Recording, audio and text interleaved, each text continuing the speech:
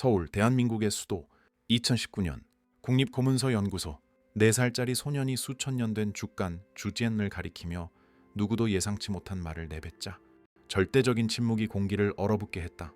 여기 활인에게 비밀 친구가 있었다고 쓰여 있어요. 아이가 또렷한 목소리로 속삭이는 동안 그곳에 있던 고고학자들은 온몸에 소름이 돋는 것을 느꼈다. 그들이 곧 목격하게 될 일은 인류의 가장 중요한 역사에 대해 알고 있던 모든 믿음에 도전하게 될 것이었다. 박서준, 4살, 꿀처럼 달콤한 갈색 눈을 가졌고 다른 사람들과는 다른 방식으로 작동하는 마음을 지녔다. 2살 때 자폐 스펙트럼 진단을 받은 이 작은 아이는 고대 상징에 대한 강박적인 매력을 키워왔다. 부산중앙대학교의 역사학 교수인 그의 어머니 이수연은 서준이 몇 시간이고 공책에 고대 문자처럼 보이는 기호들을 그리는 것을 그저 놀이일 뿐이라고 생각했다. 하지만 가족 휴가 중 연구소를 방문했던 그 3월의 아침, 모든 것이 바뀌었다. 그 주가는 6개월 전 경산대학교 연구팀이 가야산 근처의 고대 사찰 유적지에서 발견한 것이었다. 대략 서기 380년경의 것으로 추정되는 이 문서는 전문가들이 해독할 수 없는 기이한 고대 방언과 미지의 상징들이 섞여 있어 번역되지 못한 채 남아 있었다. 서준이 고문서실에 들어섰을 때 대중에게 공개된 지는 겨우 2주째였다. 수연은 그 순간을 아직도 몸서리쳐질 만큼 생생하게 기억한다. 서준은 낯선 사람에게 말을 건 적도 사람들과 눈을 맞추는 일도 거의 없었지만 유리 너머의 그 주간을 보자 마치 오랜 친구를 알아본 듯 그쪽으로 달려갔다. 아이는 작은 손을 유리에 대고 어머니가 이해할 수 없는 언어로 중얼거리기 시작했다. 경비원이 다가와 물러나 달라고 요청했다. 하지만 그때 서준이 완벽하게 또렷한 한국어로 말했다. 엄마, 이거 읽어도 돼요? 저처럼 어렸을 때의 활인에 대한 이야기예요. 연구소의 고문서학. 부장인 김민석 박사가 소란을 듣고 호기심과 회의감이 뒤섞인 표정으로 다가왔다. 그는 30년 평생을 고문서 연구에 바쳤고 여러 전문가 팀도 해내지 못한 것을 어린아이가 해독하는 것은 불가능하다는 것을 알고 있었다. 하지만 서준의 강렬한 눈빛 속 무언가가 그의 발걸음을 멈추게 했다. 아이가 말하게 두시오. 그가 경비원에게 단호한 목소리로 명령했다. 다음에 일어난 일은 모든 것을 영원히 바꾸어 놓았습니다. 김 박사는 서준 앞에 무릎을 꿇고 약간 떨리는 손으로 안경을 고쳤었다. 얘야, 여기서 뭐가 보이니? 그가 박물관의 노란 조명 아래서 기호들이 춤추는 것처럼 보이는 주간의 특정 부분을 가리키며 부드럽게 물었다. 서준은 정보를 처리할 때 짓는 특유의 몸짓으로 고개를 갸웃거리더니 모두를 마비시킬 만큼 유창하게 말하기 시작했다. 여기에는 활인이 6살 때 설화 마을에서 민호라는 아이를 만났다고 쓰여 있어요. 민호는 아파서 잘 걷지 못했어요. 다른 아이들은 그를 놀렸죠. 서준의 목소리는 마치 잠자리 동화를 읽어주는 것처럼 차분하고 거의 기계적이었다. 수연은 심장이 가슴을 세게 치는 것을 느꼈다. 아들은 그저 되는 대로 상징을 식별하는 것이 아니라 구체적인 장면들을 묘사하고 있었다. 김 박사는 주위에 모여든 동료들과 믿을 수 없다는 눈빛을 교환했다. 경산대 팀의 고대방언 전문가인 최지원 박사는 휴대전화를 꺼내 녹화를 시작했다. 이건 불가능해. 그녀는 나지막이 중얼거렸지만 아이에게서 눈을 뗄 수가 없었다. 서준은 계속해서 말했다. 그의 작은 손가락은 오직 자신만이 볼 수 있는 지도를 따라가듯 유리 위로 보이지 않는 선을 그었다. 활인은 민호에게 슬퍼하지 말라고 했어요. 냇가에서 흙으로 새를 만드는 법을 보여주었죠. 여기 물을 뜻하는 기호가 있어요. 서준이 전문가들이 해독 불가능하다고 메모해둔 특정 문자를 가리켰다. 그리고 이건 날다라는 단어예요. 활인이 흙으로 만든 새들에게 입김을 불자 그것들이 진짜처럼 날아갔어요. 민호는 오랜만에 처음으로 웃었어요. 무거운 침묵이 방을 덮쳤다. 서준이 방금 묘사한 내용은 아이가 결코 알 수 없었을 현대사에 소실된 기록 속 한 구절과 거의 정확하게 일치했다. 하지만 그 이상이었다. 서준이 언급한 구체적인 세부 사항들, 민호라는 이름, 냇가, 아픈 아이의 상태, 알려진 어떤 외경에서도 나타나지 않는 내용이었다. 서준아, 이 모든 걸 어떻게 아니? 수연이 감정이 북받친 목소리로 물었다. 아이는 마침내 주간에서 눈을 떼고 고대의 지혜를 담은 듯한 꿀색 눈으로 어머니를 똑바로 쳐다보았다. 글자들이 제게 말해줘요, 엄마. 전 글자들이 말하는 걸 들을 수 있어요. 언제나 그랬어요. 수연은 다리가 후들거리는 것을 느꼈다. 그녀는 달빛 아래 아들 방바닥에 앉아 기호를 그리던 서준을 발견했던 수많은 밤들을 떠올렸다. 그는 항상 기호들이 자신에게 말을 건다고 했지만 그녀는 그것이 그저 아들이 세상을 처리하는 방식의 일부일 뿐이라고 생각했었다. 이제 그녀는 훨씬 더 깊은 무언가가 일어나고 있었음을 깨달았다. 그녀가 이해할 수는 없었지만 더 이상 무시할 수도 없는 무언가였다. 초에 박사가 태블릿을 들고 재빨리 다가와 주간의 특정 부분들을 고해상도 사진으로 보여주었다. 서준아, 여기 이 기호가 무슨 뜻인지 말해줄 수 있겠니? 그녀가 몇 달 동안 언어학자들을 당혹게 했던 위쪽 모서리의 문자를 가리키며 물었다. 아이는 한치의 망설임도 없었다. 그건 증인이라는 뜻의 기호예요. 누군가 일어난 일을 보았고 절대 잊히지 않도록 기록했다는 의미예요. 초의 박사는 맥박이 빨라지는 것을 느꼈다. 그녀는 3주 전 로마에서 열린 학회에서 바로 그 가설을 제기했지만 이론을 확증할 충분한 증거를 찾지 못했었다. 그리고 이제 이 아이가 한 번 쳐다보는 것만으로 그녀의 수년간의 연구를 입증하고 있었다. 하지만 가장 충격적인 발견은 아직 오지 않았다. 김 박사는 연구소의 모든 규약을 어기는 결정을 내렸다. 그는 서준이 유리 없이 더 가까이서 주간을 검토할 수 있도록 개인 연구실로 가져오라고 지시했다. 만약 이 아이가 우리가 6개월 동안 해독하지 못한 것을 정말로 읽을 수 있다면 우리는 한 단어도 놓치지 않고 기록해야 합니다. 그가 안전 규정에 대해 항의하는 신경질적인 큐레이터에게 설명했다. 박사님, 이건 완전히 규정 위반입니다. 15년간 매뉴얼의 모든 규칙을 칼같이 지켜온 오 부장이라는 이름의 중년 남성이 항의했다. 이 문서는 값을 매길 수 없는 유물입니다. 우리가 그냥 오 부장. 김 박사가 거의 사용하지 않는 권위 있는 목소리로 말을 끊었다. 걱정하는 바는 이해하지만 지금 여기서 일어나고 있는 일은 역사적입니다. 지금 기록하지 않으면 다시는 오지 않을 기회를 놓치게 될 겁니다. 수연은 동의서에 서둘러 서명했다. 손이 너무 떨려 펜을 거의 잡을 수 없었다. 주간이 옮겨지기를 기다리는 동안 그녀는 서준 옆에 무릎을 꿇고 속삭였다. 괜찮니 아가? 원하면 그만둬도 돼. 서준은 그렇게 어린아이에게서는 보기 드문 결단력으로 고개를 저었다. 아니요, 엄마. 이걸 해야 해요. 강민준이 누군가 자기 글을 읽어주길 기다리고 있어요. 아주 오랫동안 기다렸어요. 소름이 수연의 등골을 타고 흘렀다. 아들이 마치 개인적으로 아는 사람처럼 1600년 이상 전에 죽은 사람의 절박함을 느낄 수 있는 것처럼 민준에 대해 말하는 방식. 그녀는 설명을 구하려 김 박사를 쳐다보았지만 그의 눈에서도 똑같은 경이로움만을 발견할 수 있었다. 20분 후 고대 유물을 보호하는 특수 조명이 켜진 방에서 서준은 푹신한 테이블 위에 펼쳐진 주간 앞에 앉았다. 문서는 길이가 약 40cm, 너비가 28cm이었고 16세기의 세월을 보여주는 불규칙한 가장자리를 가지고 있었다. 잉크가 거의 완전히 바랜 부분도 있었고 어제 쓴 것처럼 기호가 놀라울 정도로 선명하게 남아있는 부분도 있었다.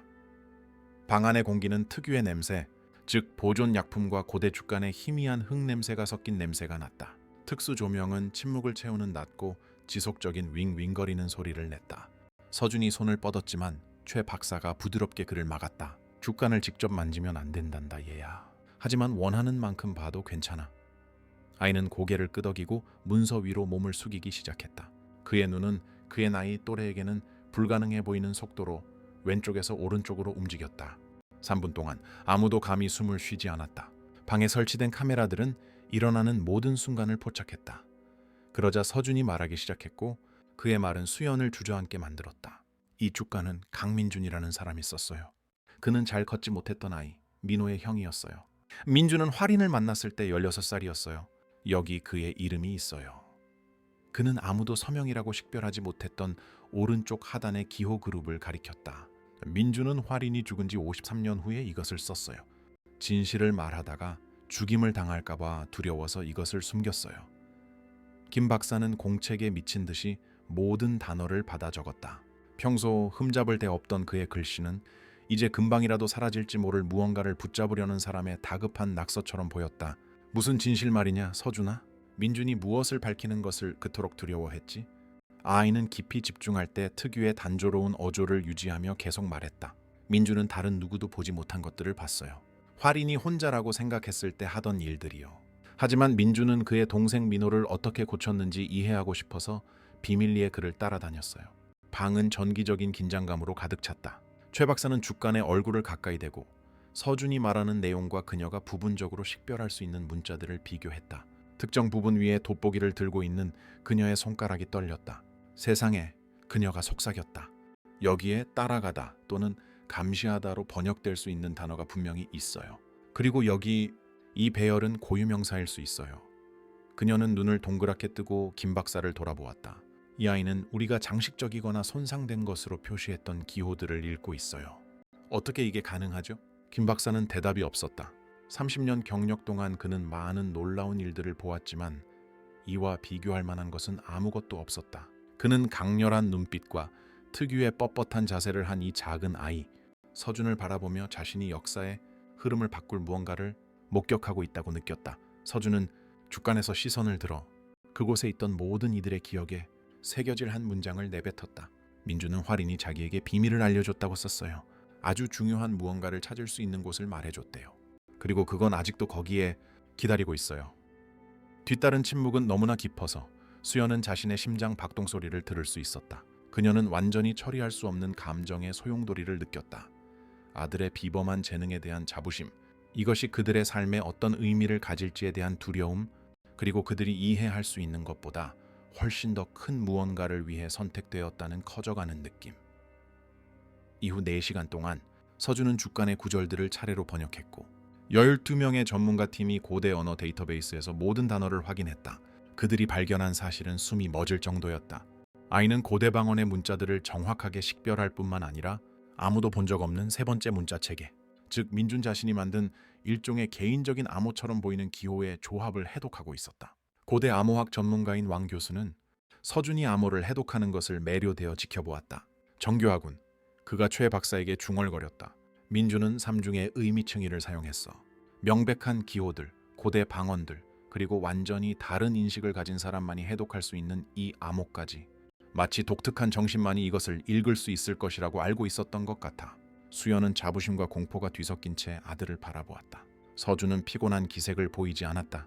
오히려 그의 비범한 마음이 설계된 목적을 마침내 찾은 듯 그 어느 때보다 집중하고 있었다. 그녀는 왜 자신의 아들이 다른지 궁금해했던 모든 시간들, 무엇을 잘못했는지 자문하며 울었던 모든 밤들을 생각했다. 이제 그녀는 서준이 결코 잘못된 것이 아니었음을 깨달았다. 그는 이 순간을 위해 준비되고 있었던 것이다. 여기 민주는 활인을 따라 설화 근처 언덕의 한 동굴까지 갔던 날을 묘사하고 있어요. 아이가 기호들이 더 작고 빽빽해지는 부분을 가리키며 계속했다. 그곳은 활인이 아무도 보지 않을 때 기도하러 가던 비밀 장소였어요. 김 박사는 심장이 세차게 뛰는 것을 느끼며 주에 깊게 몸을 숙였다. 덩굴이라. 주간의 구체적인 위치가 언급되어 있나? 서준은 천천히 고개를 끄덕이며 불가능해 보일 정도의 정확성으로 세부 사항을 묘사하기 시작했다. 민주는 동굴이 설화의 중앙 우물에서 북쪽으로 2,400보 거리에 있었다고 썼어요. 하얀 돌길을 따라 올라가 삼각형을 이루는 세 그루의 감람나무를 찾아야 했죠. 동굴 입구는 하트 모양의 큰 바위 뒤에 숨겨져 있었어요. 방은 불신의 속삭임으로 폭발했다. 최 박사는 재빨리 노트북을 열고 고대 설화의 고고학 지도를 찾기 시작했다. 그녀의 손가락이 키보드 위를 날아다니며 파일들을 차례로 열었다. 이건 믿을 수 없을 정도로 구체적이에요. 그녀가 현대 지도와 고대 도시의 복원도를 비교하며 말했다. 이 지시가 사실이라면 우리는 고고학적으로 전혀 탐사되지 않은 장소를 이야기하고 있는 것일 수 있어요. 하지만 그게 아직 존재하는지 어떻게 알겠소? 늘 회의적인 왕 교수가 물었다. 거의 2000년 전 이야기요. 지형은 변하고 바위는 무너지고 나무는 죽지. 감람나무는 2000년 이상 살 수 있어요. 최 박사가 재빨리 대답했다. 그리고 동굴이 숨겨져 있었다면 손대지 않은 채로 남아있을 수도 있죠. 김 박사는 불가능을 처리하려 애쓰며 고개를 저었다. 그는 안경을 벗어 천천히 닦았다. 수년간에 걸쳐 생긴 신경질적인 버릇이었다. 얘야, 주간에 그 동굴 안에 무엇이 있었는지 나와 있니? 민준이 뭘 봤지? 서준은 잠시 침묵했다. 그의 눈은 문서의 마지막 부분을 훑고 있었다.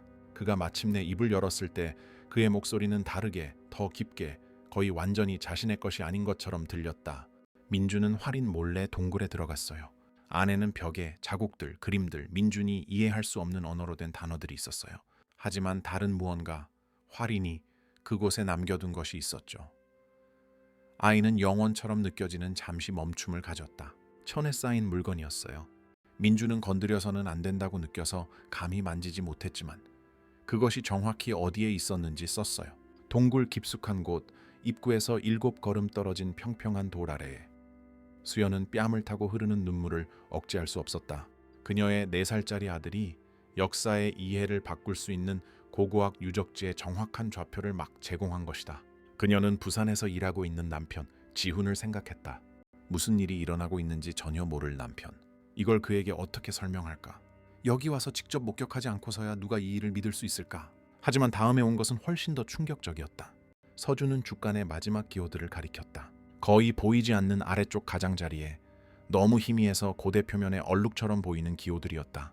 그는 아무도 들을 수 없는 무언가를 듣는 것처럼 잠시 눈을 감았다. 민주는 경고를 썼어요. 그는 배우지 않고도 내 말을 읽을 수 있는 자만이 활인이 숨긴 것을 찾을 자격이 있을 것이다라고 말했어요. 아이는 늙은 고고학자에게 오싹함을 느끼게 하는 강렬함으로 김 박사를 올려다보았다. 민주는 저를 위해 이걸 쓴 것 같아요.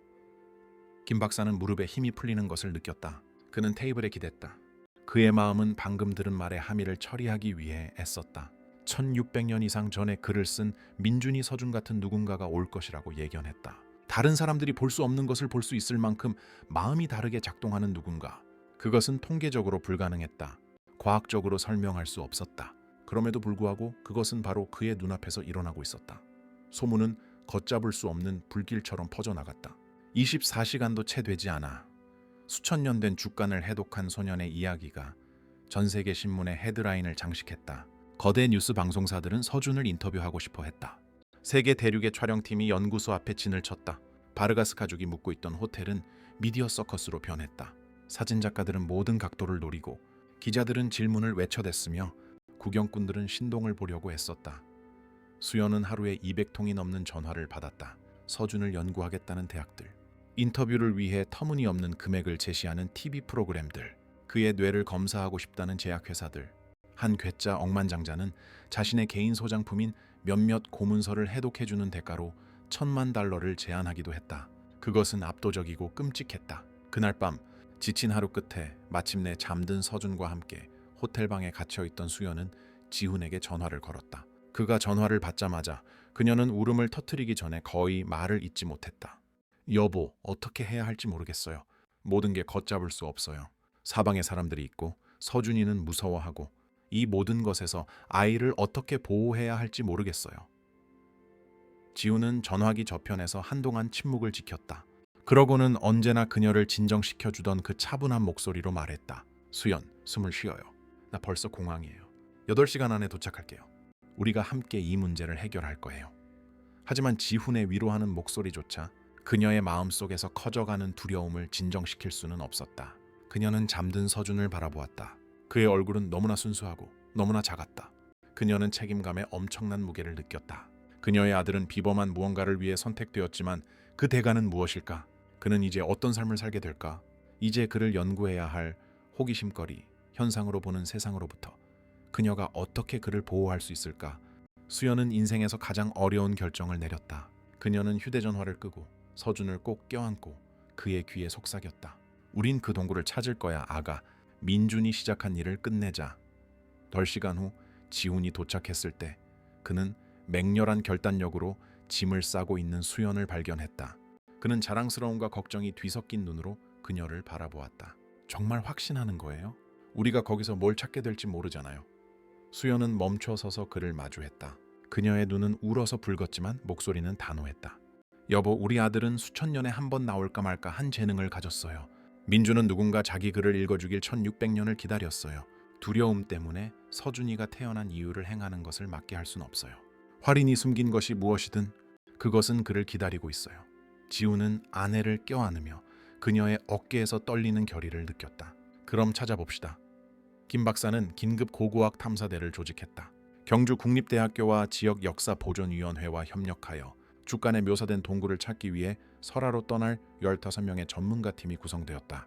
최 박사는 서준이 동행해야 한다고 주장했다. 그 아이가 모든 것의 열쇠예요. 그 아이 없이는 우리는 몇 년을 찾아도 아무것도 발견하지 못할 수도 있어요. 하지만 모두가 그 계획에 만족한 것은 아니었다. 발견의 함의를 평가하기 위해 초빙된 종교사 컨설턴트인 윤태환 교수는 김 박사와의 사적인 회의에서 우려를 표명했다. 김 박사님, 지금 무슨 일을 하고 있는지 이해하십니까? 만약 이 아이가 찾고 있는 것을 발견한다면, 만약 정말로 그곳에 무언가가 있다면 그것은 수천 년 동안 존재해온 종교적 구조를 뒤흔들 수 있습니다. 찾지 말아야 한다는 말은 아니지만 우리는 그 결과에 대비해야 합니다. 김 박사는 안경을 벗고 윤 교수를 똑바로 쳐다보았다. 윤 교수, 나는 과학자입니다. 내 일은 진실을 밝히는 것이지 제도를 보호하는 것이 아닙니다. 만약 진실이 무언가를 뒤흔든다면 아마도 그 무언가는 애초에 존재하지 말았어야 했던 것이겠지요. 사흘 후 일행은 타는 듯한 태양 아래 설에 도착했다. 현대 도시는 문헌에 따르면 활인이 자랐던 고대 마을의 유적 위에 뻗어 있었다. 콘크리트 건물이 고대 석재와 뒤섞여 있었다. 현대 시장이 한때 수천 년 된 광장이었던 곳을 차지하고 있었다. 팀은 먼저 이전 발굴에서 고대 마을의 심장부로 확인된 옛 중앙 우물터로 향했다. 더위는 숨 막힐 정도였다. 서준은 모자로 매서운 햇볕으로부터 얼굴을 가린 채 어머니의 손을 잡고 걸었다. 아이는 평소보다 더 조용했고 그의 눈은 수연이 이미 알아차리게 된 강렬함으로 모든 것을 관찰하고 있었다. 그는 처리하고 계산하고 그녀가 이해할 수 없는 무언가를 느끼고 있었다. 팀은 전통에 따라 활인의 어머니 소련 부인에게 사자가 나타났다고 전해지는 장소에 세워진 4세기 구조물인 한 사당으로 먼저 향했다. 그곳에서부터 GPS와 지형도를 사용하여 민준이 묘사한 북쪽으로 2400보를 계산해야 했다. 하지만 문제가 있었다. 고대의 한 걸음의 길이는 정확하지 않았다. 걷는 사람에 따라 70에서 80cm까지 달라질 수 있었다. 왕교 수는 2시간 동안 계산을 하며 지도에 동심원을 그렸다. 우리는 대략 2제곱킬로미터의 수색 지역을 말하고 있는 겁니다. 그가 마침내 이마에 땀을 닦으며 발표했다. 불가능하지는 않지만 시간이 걸릴 겁니다. 계산된 지점에 도착했을 때 풍경은 특별할 것이 없었다. 메마른 언덕이 사방으로 뻗어 있었고 마른 덤불과 흩어진 바위들이 점점이 박혀 있었다. 실망감이 팀원들 사이에 역력했다. 아마도 감람나무는 살아남지 못했을 것이다. 아마도 좌표가 틀렸을 것이다. 어쩌면 모든 것이 정교한 환상에 불과했을지도 모른다. 하지만 그때 서준이 수연의 손을 놓고 무언가에 이끌리듯 동쪽으로 걷기 시작했다. 그는 뛰지 않고 수연이 알아볼 수 있는 그 특유의 단호함으로 걸었다. 나무들이에요. 그가 약 400m 떨어진 곳, 세월에 뒤틀린 고대 감람나무, 새 그루가 거의 완벽한 삼각형을 이루고 있는 곳을 가리키며 간단히 말했다. 김박, 사는 소름이 돋는 것을 느꼈다. 그의 다리는 나무들을 향해 걸어가는 동안 납덩이처럼 느껴졌다. 세상에, 주간이 맞았어. 팀은 경건한 침묵 속에서 아이를 따랐다. 한 걸음 한 걸음이 수세기의 무게를 짊어진 듯했다. 감람나무에 도착했을 때 왕 교수는 나무줄기를 조심스럽게 살폈다. 이 나무들은 쉽게 2000년이 넘었습니다. 그가 떨리는 목소리로 발표했다. 연대 측정 결과 활인 시대에 이곳에 있었음을 시사합니다. 그리고 그때 그들은 그것을 보았다. 감람나무에서 약 50m 떨어진 곳에 흙에 부분적으로 묻힌 하트 모양의 거대한 바위. 민준이 묘사했던 것과 똑같았다. 그 형태는 너무나 뚜렷해서 다른 것과 혼동할 수 없었다. 모양은 거의 완벽했다. 마치 누군가 의도적으로 조각한 것 같았지만 간단한 테스트 결과 완전히 자연적인 것임이 밝혀졌다. 팀은 타는 듯한 태양 아래서 3시간 동안 바위를 옮기기 위해 일했다. 그들은 밧줄, 지렛대, 그리고 맨 힘을 사용했다. 땀이 모두의 얼굴을 타고 흘렀다. 수연은 더위가 서준에게 너무 심할까봐 걱정하며 10분마다 물을 주었다. 하지만 아이는 차분함을 유지하며 마치 돌 너머에 기다리고 있는 것을 꿰뚫어 볼 수 있는 것처럼 강렬한 눈으로 작업을 지켜보았다. 마침내 바위를 충분히 옮겼을 때 어두운 구멍이 드러났다. 구멍에서 새어나오는 공기는 시원했고 고대 흙 냄새를 품고 있었다. 김 박사가 강력한 손전등으로 내부를 비추자 모두가 숨을 멎게 하는 광경을 보았다. 동굴벽에 새겨진 수백 개의 기호들, 조각들. 어둠과 건조한 기후 덕분에 완벽하게 보존되어 있었다. 들어가야 해요, 서준이. 작은 체구에도 불구하고 단호한 목소리로 말했다. 수연은 심장이 조여드는 것을 느꼈다. 서준아, 아가 안은 어두워. 그리고 안전하지 않을 수도 있어. 하지만 서준은 고개를 저었다. 해야 해요, 엄마. 민준이 길을 보여주고 있어요. 손전등이 달린 헬멧, 무릎 보호대, 그리고 밧줄에 연결된 안전 하네스를 착용한 후 팀은 아이가 먼저 들어가도록 허락했다. 수연은 한 걸음 한 걸음 목이 타들어가는 심정으로 바로 뒤따라가겠다고 고집했다. 동굴 내부는 어른이 서 있을 수 있을 만큼 넓었다. 벽은 손전등 불빛 아래 빛나는 것처럼 보이는 기호들로 뒤덮여 있었다. 어떤 것은 기도문처럼 보였고 다른 것은 일상적인 장면을 그린 그림처럼 보였다. 마치 완벽하게 보존된 타임캡슐에 들어온 것 같았다. 서준은 입구에서 정확히 7걸음을 소리내어 세며 걸었고 바닥에 있는 평평한 돌 앞에서 멈췄다. 그 돌은 다른 돌들과는 다르게 더 매끄러웠고 분명히 의도적으로 그곳에 놓인 것이었다. 여기에요. 그가 아래를 가리키며 말했다. 민주는 활인이 여기에 무언가를 묻는 것을 봤어요. 그는 감히 파내지 못했지만 누군가 알기를 원했어요. 팀은 세심한 주의를 기울여 돌 주위를 파기 시작했다. 흙 한 겹 한 겹을 채로 거르고 목록을 만들었다. 돌을 들어 올리는데 2시간이 걸렸다. 돌을 들어 올리자 아래 생암에 파인 공간이 나타났다. 그리고 그 안에 너무 섬세해서 슬라이드 스타츠도 부스러질 것 같은 여러 겹의 고대 직물에 쌓인 물체가 있었다. 숙련된 손과 특수 장갑을 낀 채 박사가 조심스럽게 그것을 들어 올렸다. 직물이 부분적으로 부스러지며 안에 있는 것이 드러났다. 나타난 것은 작은 두루마리였다. 건조한 기후와 밀봉된 공간의 조합 덕분에 믿을 수 없을 정도로 잘 보존되어 있었다. 바깥쪽에는 우아한 필체로 단 한 단어가 쓰여 있었다. 증언. 서준이 손을 뻗었다. 그의 작은 손가락이 약간 떨렸다. 읽어야 해요. 그의 목소리는 그의 작은 몸에는 너무 커 보이는 감정으로 가득 차 있었다. 활인이 쓴 것을 읽어야 해요. 하지만 초의 박사는 부드럽게 고개를 저었다. 서준아, 얘야, 이 두루마리는 극도로 약하단다. 풀기 전에 적절한 실험실로 가져가야 해. 그러지 않으면 과정에서 파괴될 수 있어. 아이는 이해하며 고개를 끄덕였지만 수연은 그의 눈에서 실망감을 볼 수 있었다. 그는 이 순간을 기다려왔고 혹은 이 순간을 위해 준비되었다고 말하는 것이 더 정확할 것이다. 그리고 이제 조금 더 기다려야만 했다. 두루마리는 왕관 보석을 보호하는 듯한 보안, 경호와 함께 경주 국립대학교의 한 실험실로 옮겨졌다. 탄소 14 연대 측정 테스트는 고통스러운 사흘이 걸렸다. 수연과 지우는 서준을 도시 탐험으로 바쁘게 하며 그들의 삶이 되어버린 혼돈 속에서 그에게 약간의 평범함을 주려고 노력했다. 하지만 아이는 안절부절 못했고 그의 눈은 마치 두루마리가 자신을 부르는 것을 느낄 수 있는 것처럼 항상 대학 쪽으로 향했다. 마침내 결과가 나왔을 때 그것은 성스러운 고고학의 기반을 흔드는 결과를 제시했다. 두루마리는 고대력 33년의 것으로 오차 범위는 단 5년이었다. 정확히 활인이 죽었을 것으로 추정되는 시기였다. 이 발견은 학계와 종교계 전체에 충격파를 보냈다. 전문가들은 진위에 대해 격렬하게 토론했다. 어떤 이들은 불가능하다며 정교한 위조품임에 틀림없다고 주장했다. 다른 이들은 테스트가 결정적이라고 주장했다. 대한불교조 개종은 신중을 기하고 섣부른 결론을 경계하라는 성명을 발표했다. 마침내 습도와 온도가 조절되는 특별히 준비된 방에서 두루마리가 펼쳐졌을 때 서준은 참석하도록 초대받았다. 그는 두루마리 앞에 앉아 작은 손을 테이블에 올리고 큰 소리로 읽기 시작했다. 그의 목소리는 마치 외우고 있는 책을 읽는 것처럼 망설임 없이 또렷했다. 나, 무건의 아들 활이는 이 세상에서의 내 시간이 짧아짐을 알 때 이 글을 쓴다. 내가 진정 누구인지 증언하기 위해 왔다. 방은 절대적인 침묵에 휩싸였다. 서준이 발음하는 모든 단어는 녹음되고 필사되고 분석되었다. 번역은 몇 시간 동안 계속되었다. 활이는 자신의 삶, 가르침, 그리고 자신이 선택한 길을 선택한 이유를 묘사했다. 그는 사랑, 연민 통합에 대해 말했다. 하지만 위기를 촉발한 것은 특정 구절이었다. 나의 지상 아버지, 무건은 나에게 율법보다 사랑이 더 중요하다고 가르치셨다. 서준이 완전히 집중했을 때 사용하는 기계적인 어조를 유지하며 읽었다. 내가 가르치러 온 진리는 간단했다. 우리 모두는 신성하다.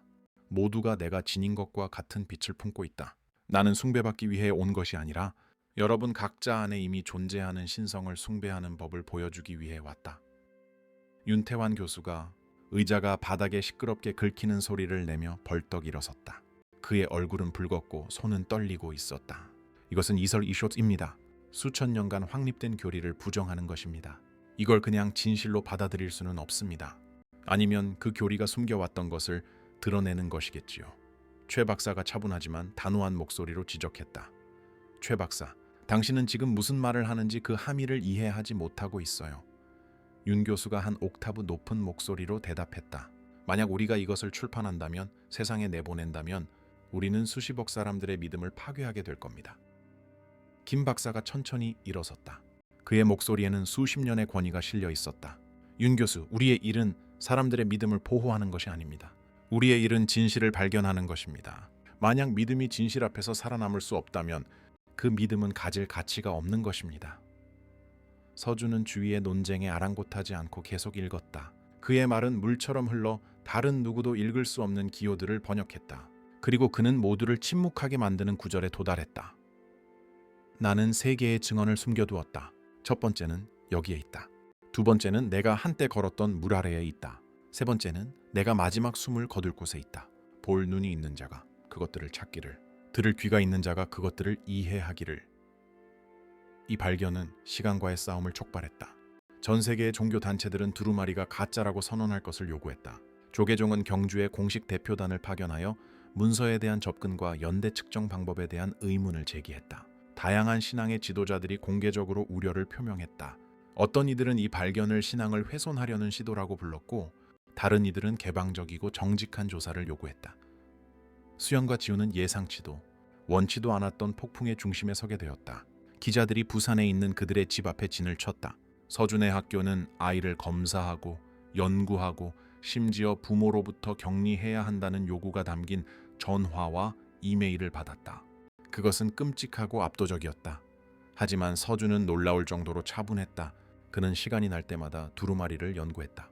그의 손가락은 그것들을 만지지 않고 기호들을 따라갔고, 그의 눈은 모든 세부 사항을 흡수했다. 그리고 어느 날 밤 온 가족이 경주의 호텔에서 함께 저녁을 먹고 있을 때 그는 모든 것을 바꾸는 말을 했다.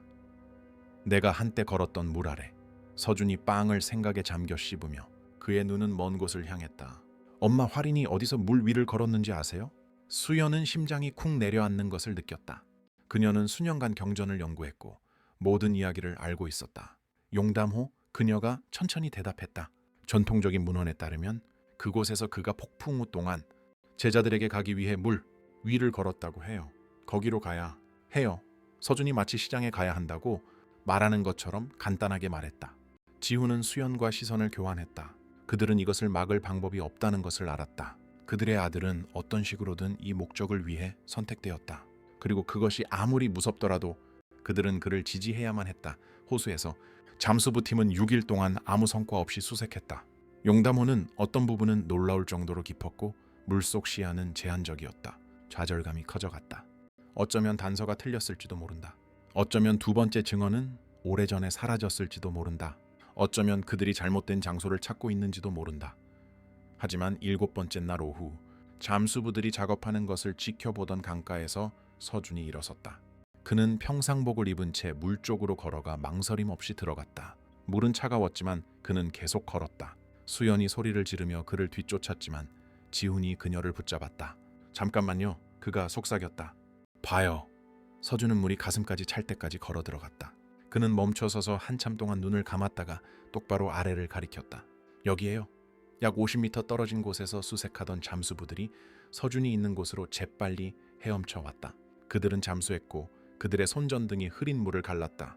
그리고 그곳, 정확히 서준이 가리킨 곳에 호수 바닥에 부분적으로 묻힌 봉인된 돌 상자를 발견했다. 상자는 극도의 주의를 기울여 인양되었다. 그것은 수세기 동안 물에 놀라울 정도로 잘 견딘 석회암의 일종으로 만들어졌다. 그것을 닫았던 진흙 봉인은 오래전에 부서졌지만 상자 자체는 손상되지 않은 채 남아있었다. 실험실로 돌아와 그들은 그것을 열었다. 안에는 방수 상자에 의해 보호되어 놀라울 정도로 잘 보존된 또 다른 두루마리가 있었다. 그리고 그 옆에는 너무 섬세하게 조각되어 거의 살아있는 것처럼 보이는 작은 나무 물체가 있었다. 그것은 새였다. 죽간이 묘사했던 것과 똑같은 활인이 민호를 위해 만들었던 바로 그 새였다. 서준은 경건하게 나무 새를 집어들었다. 그의 작은 손이 떨렸다. 그는 눈을 감았고 한참 동안 아무도 감히 숨을 쉬지 않았다. 그러고 나서 그는 말하기 시작했지만 그것은 그의 말이 아니었다. 혹은 그의 말이었을지 모르지만 더 오래된 시간을 초월한 곳에서 온 무언가와 섞여 있었다. 보여요. 그가 속삭였다. 눈물이 뺨을 타고 흘러내렸다. 활인이 이 새를 조각하고 있어요. 그는 내게 앉아 있어요. 그의 손은 하루 종일 나무를 다루고 아버지의 작업실에서 아버지를 돕느라 상처투성이에요. 하지만 그는 이 새가 민호를 웃게 할 것이라는 것을 알기에 조각하며 미소 짓고 있어요. 그는 울고 있어요. 그의 시간이 제한되어 있고 그의 사명이 때때로 자신이 감당할 수 있다고 느끼는 것보다 더 크다는 것을 알기 때문이에요. 그는 두렵지만 그것이 필요하다는 것을 알아요. 수연은 이제 울고 있었다. 관절이 하얗게 될 정도로 지훈의 손을 꽉 잡고 있었다. 그녀의 아들은 단지 역사를 읽고 있는 것이 아니었다. 그는 그것을 살고 느끼고 모든 설명을 거부하는 방식으로 그것을 현실로 만들고 있었다. 서준이 눈을 떴을 때 그의 뺨에는 눈물이 흘렀다. 그는 내가 올 줄 알았어요. 그는 나처럼 마음이 다르게 작동하는 누군가를 위해 이 증언들을 썼어요. 그는 단어 너머를 볼 수 있는, 언어 너머의 진실을 느낄 수 있는 사람만이 그것들을 찾고 이해할 수 있을 것이라고 알았어요. 번째 두루마리가 펼쳐졌다. 서준이 번역하기 시작했고 그가 읽는 단어들은 연민, 용서, 모든 인간 존재 안에서 신성을 보는 것에 대한 것이었다. 그것들은 알려진 전통과 공명하는 가르침이었지만 수세기에 걸쳐 잃어버렸던 깊이와 뉘앙스를 가지고 있었다. 그리고 두루마리의 끝에 마지막 단서가 있었다. 세 번째이자 마지막 증언은 내 모든 것이 끝날 곳, 내가 마지막으로 내 피를 흘릴 바위 아래에 있다. 나는 그것을 마지막 증거로 남겨 후에 올 자들이 진실을 알게 하리라. 죽음이 영원한 생명과 만나는 순교의 언덕에서 서준은 수연을 올려다보았다. 그의 꿀색 눈은 너무나 어린 얼굴에는 너무나 오래된 것처럼 보이는 결의로 빛나고 있었다. 우리는 경주로 가야 해요, 엄마. 순교의 언덕으로 가야 해요. 신성한 도시 경주는 논란의 폭풍과 함께 팀을 맞이했다. 처음 두발견에 대한 소식은 전 세계로 퍼져나갔다. 수천 명의 시위대가 전통에 따라 활인이 처형된 곳인 대각사 다죄시를 둘러쌌다. 어떤 이들은 신성 모독이라고 보는 것에 항의했다. 다른 이들은 진실이 밝혀져야 한다고 요구했다.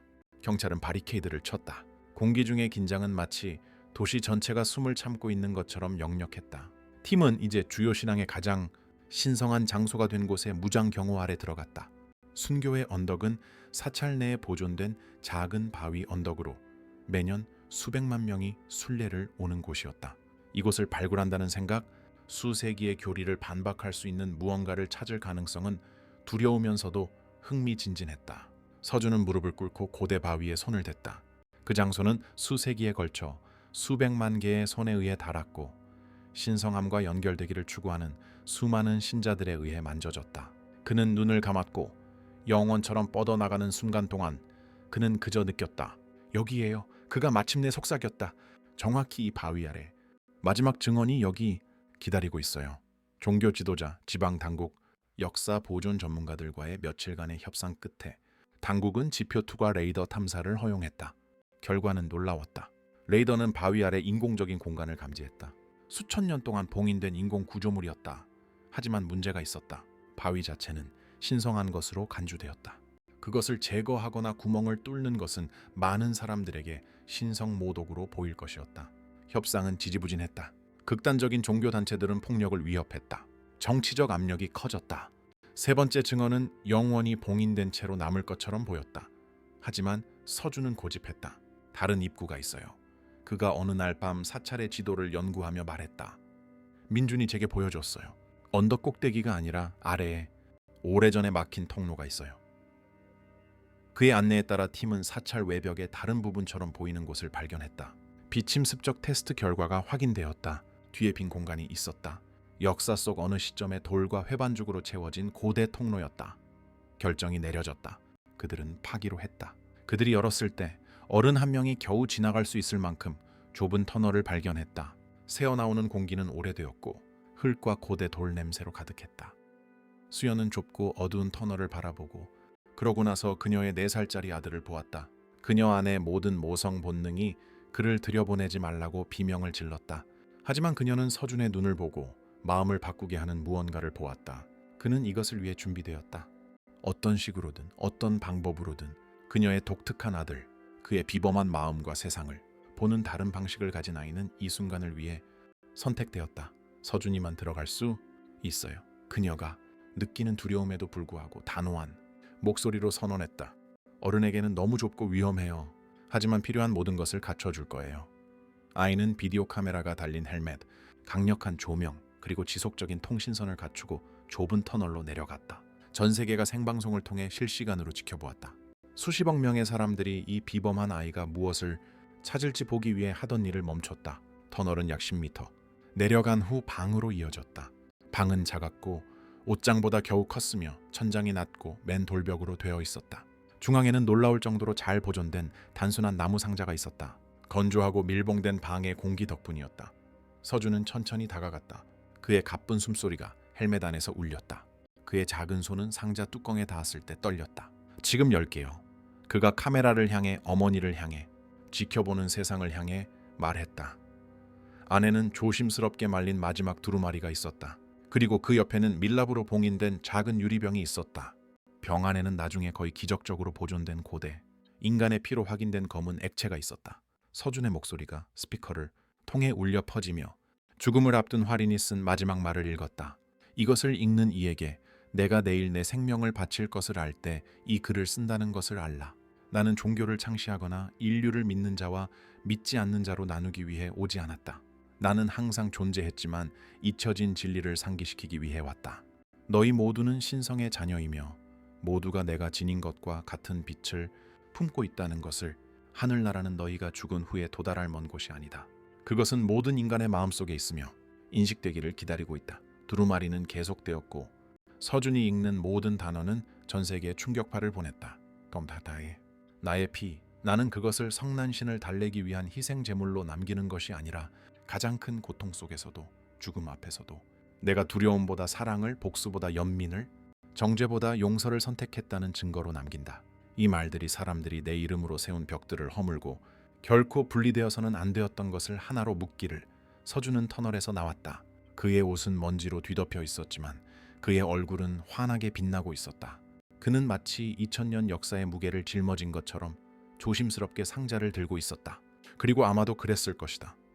세계의 두루마리는 경주에 세계유산박물관에서 최고 수준의 보안 아래 처음으로 함께 전시되었다. 전 세계의 전문가들이 그것들을 연구하기 위해 왔다. 진위 테스트는 엄격하고 반복되었다. 모든 결과는 불가능을 확인시켜 주었다. 이 문서들은 진짜이며 활인 시대의 것으로 2000년 전에 살았던 손에 의해 쓰였다. 종교 기관들은 그 함의와 씨름했다. 어떤 곳은 증거에도 불구하고 발견을 완전히 거부하며 가짜라고 선언했다. 다른 곳은 그것들을 갱신의 기회, 그들 가르침의 가장 진정한 뿌리로 돌아갈 기회로 보았다. 신학적 논쟁이 신학교와 대학에서 불붙었다. 책이 쓰이고 다큐멘터리가 촬영되었다. 세상은 느리지만 필연적으로 변하고 있었다. 5년 후 박서준은 9살이고 부산에서 놀라울 정도로 평온한 삶을 살고 있다. 세상을 바꾼 그 비범한 주 이후 수연과 지우는 아들의 삶이 될 뻔했던 서커스로부터 그를 보호하기로 의식적인 결정을 내렸다. 그들은 모든 인터뷰 제안, 모든 TV 프로그램 초대, 모든 책과 영화 제안을 거절했다. 서준은 자폐 스펙트럼, 아동으로서의 그의 독특한 필요를 이해하고 존중하는 특수학교에 다닌다. 그는 그를 그림 그리기를 좋아하고 때때로 깊은 말을 하는 아이, 그냥 서준이로 아는 몇몇 친한 친구들이 있다. 그는 더 이상 고대 상징에 대해 말하지 않는다. 서울에서의 그 비범했던 날들에 대해 물으면 그는 단지 자신의 임무를 완수했고 이제는 그냥 아이가 될 시간이라고 말한다. 하지만 부엌 창문 너머로 마당에서 노는 아들을 지켜보는 수연은 무언가 영원히 변했다는 것을 안다. 그의 자폐는 여전히 그의 일부이며 그가 세상을 보고 상호작용하는 방식을 형성한다. 하지만 이제 세상은 어떤 다른 마음들은 잘못된 것이 아니라 다른 사람들이 볼 수 없는 진실을 보도록 설계되었다는 것을 조금 더 잘 이해하게 되었다. 그리고 조용한 밤, 집이 고요하고 모두가 잠들었어야 할 때 수연은 여전히 자기 방 창가에 서서 별을 바라보는 서준을 발견한다. 그는 고대 두루마리를 읽거나 수천 년 된 기호를 해독하고 있지 않다. 그는 단지 바라보고 있을 뿐이다. 그의 입계는 작은 미소가 번져 마치 2000년 전에 살았던 누군가와 비밀을 공유하는 것 같다. 이제는 온 세상이 아는 비밀. 신성은 멀리 있거나 분리된 것이 아니라 모든 인간의 마음속에 존재한다는 것. 사랑은 두려움보다 강하다는 것. 진실은 밝혀지는데 아무리 오랜 시간이 걸리더라도 항상 빛을 향한 길을 찾을 것이라는 것. 누군가 자기 글을 읽어주길. 1600년을 기다렸던 강민준의 유산은 마침내 완성되었다. 침묵의 말들은 세상을 다르게 보는 마음을 가진 한 아이의 목소리를 통해 들렸다. 그리고 진실은 언제나 그랬어야 했던 것처럼 마침내 전 세계의 마음과 정신을 변화시킬 자유를 얻었다. 수연은 때때로 서준이 정말로 민준이나 활인의 말을 듣는지, 과학적 이해를 넘어서는 무언가가 일어나고 있는지 궁금해한다. 하지만 그녀는 이 비범한 선물인 아들을 바라보고는 어떤 질문들은 답이 필요 없다고 결정한다. 어떤 것들은 그저 기적이고 기적은 그 본질상 설명을 거부하니까